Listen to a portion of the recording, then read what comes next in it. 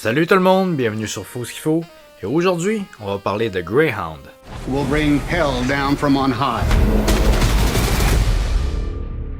Greyhound est un film réalisé par Aaron Schneider, il a été écrit par Tom Hanks et est basé sur le roman de Good Shepherd par Cecil Forrester.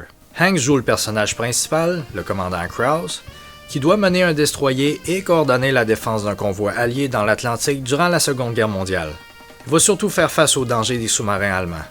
J'ai personnellement vraiment aimé le film. Je le mettrai pas dans mon top, mais il était très bon. Pas tout le monde a trouvé ça par contre. J'ai été surpris des critiques des fois assez virulentes et j'ai trouvé ça assez injuste, donc je vais discuter ici de pourquoi Greyhound mérite plus de reconnaissance. La plupart des critiques que j'ai vues l'ont critiqué pour un manque de profondeur et de développement des personnages. That's it. And it's a film that keeps asking us to care about characters who are being thrown into life-threatening situations, but we don't because we have no idea who any of them are. That's where this film struggled for me, is the character development. It's lacking majorly.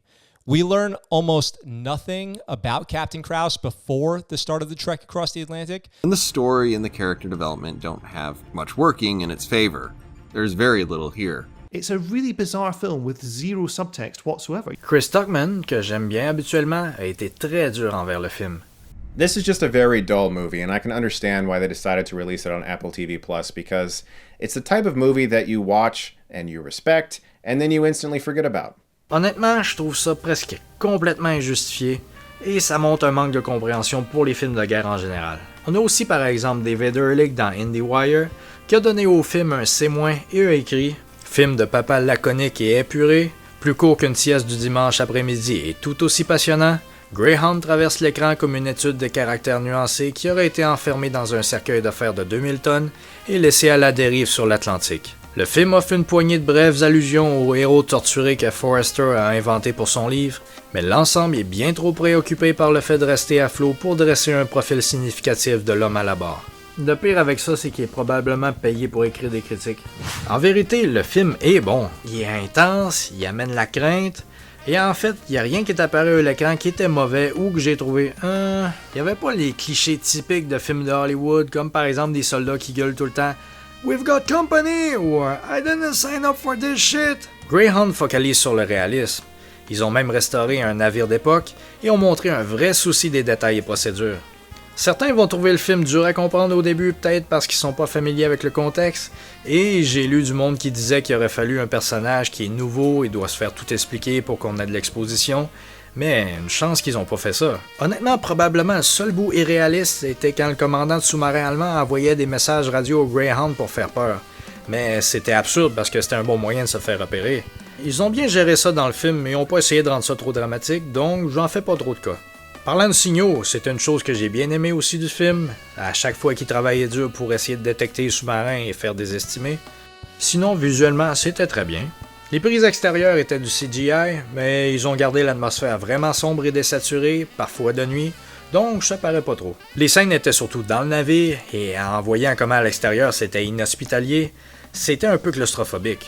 En général, ils ont fait un peu comme Das Boot, qui est un film allemand de sous-marin et un des meilleurs films de guerre de tous les temps, mais là où ils diffèrent, c'est que, même si j'avais rien de négatif à dire sur ce qu'on a vu de Greyhound, Das Boot avait plus de variété.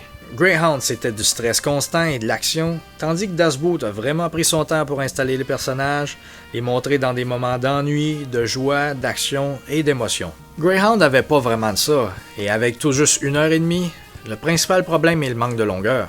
Il y aurait pu avoir plus, mais encore là, comme j'ai dit, il n'y a rien qui me fait soupirer ou rouler des yeux, contrairement à Hacksaw Ridge, un bon film de guerre qui a vraiment pris son temps pour établir les personnages, mais certaines scènes étaient assez terribles honnêtement, parfois cartoonesques, donc j'ai pas adoré.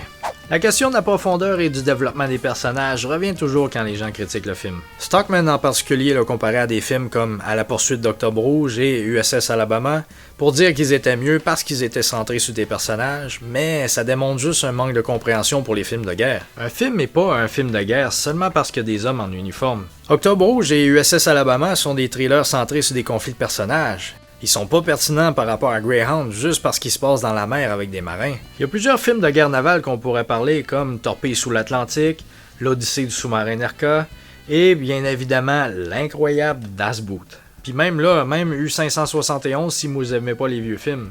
Par rapport au personnage, le commandant Krause insiste à montrer peu d'émotion, il dit rarement merci, il célèbre pas la destruction d'ennemis et est très efficace en général.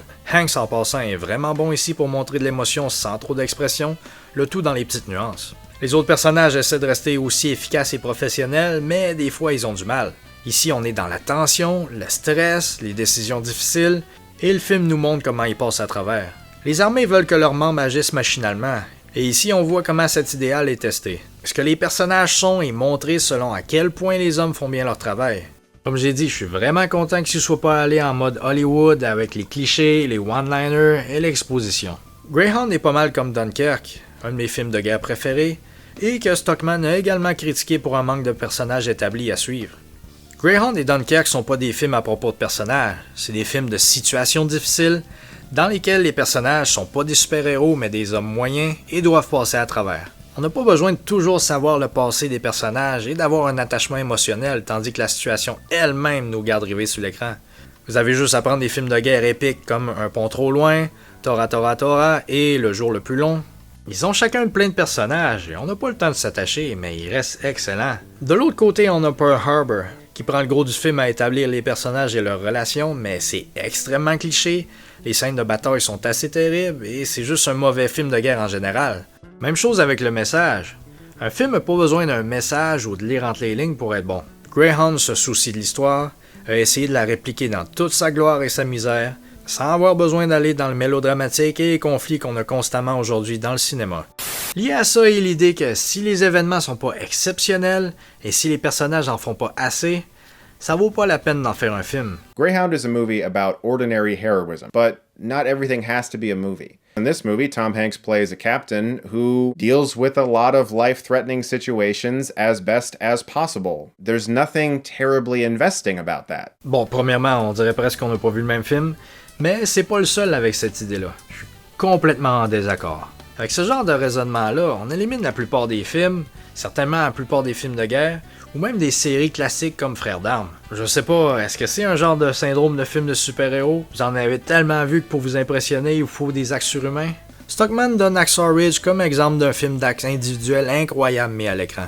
There's a reason that movies like Hacksaw Ridge get made, or Schindler's List, because it takes an extraordinary situation or an extraordinary person who did something massive in the face of all-out evil. Pour l'anecdote, ils ont exagéré les événements, parce que Doss a sauvé ces hommes-là en plusieurs semaines, pas en 2 jours, mais ça reste incroyable. Il a pas botté de grenade comme ça, et cette scène-là est juste inutile honnêtement, surtout qu'en réalité il a été blessé à la jambe et au bras et a insisté pour donner sa civière à un autre homme, il a fallu attendre pendant plusieurs heures après. Je sais pas pourquoi ils ont pas inclus ça dans le film, parce que ça incarne tellement mieux son personnage, mais bref. Je suis d'avis qu'on n'a pas besoin de prouesses d'héroïsme individuel comme ça pour faire un bon film de guerre. Les guerres sont pas gagnées par quelques actes incroyables comme ça, mais plutôt par l'ensemble des contributions collectives et individuelles qui sont largement oubliées. Et quand quelqu'un essaie de faire un film sur les convois qui passaient l'Atlantique à gros risque pour aider l'effort de guerre, on se fait dire que ça vaut pas la peine. Honnêtement, les sacrifices et accomplissements des soldats ordinaires sont assez. Pas besoin d'exagérer, et très peu aujourd'hui endureraient ça. Les films qui nous montrent des événements réels comme ça, même s'ils se basent pas sur des gens spécifiques, doivent respecter l'histoire et être réalistes autant que possible. Greyhound, comme Dunkirk et d'autres films de guerre que j'aime, nous met avec des professionnels qui ont fait leur travail dans des conditions extrêmes, et pour moi, c'est assez. Bon ben, j'espère que vous avez aimé la vidéo. Vous êtes les bienvenus pour en discuter dans les commentaires si vous êtes en accord ou en désaccord. Vous pouvez aimer ou vous abonner, et on se revoit bientôt.